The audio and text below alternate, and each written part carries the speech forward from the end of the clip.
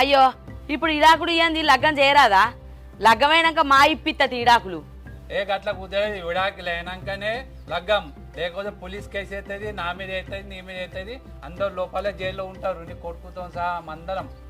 అట్లా కుదిరేది అట్లా. ఏదైనా ఉంటే ఆలోచించుకో ఇప్పుడే.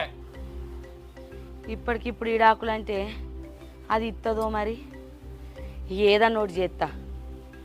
ఏదైనా ఉంటే ఆలోచించుకొని చెప్పు నాతోండి, ఆధారం అప్పుడు మాట్లాడదాం. ఈయననేమో ఇడాకులు లేనిది లగ్గం కాదన బట్టే, ఈ బాడుకావేమో పెండ్లాం లేనిది ఉండేటట్లేడు.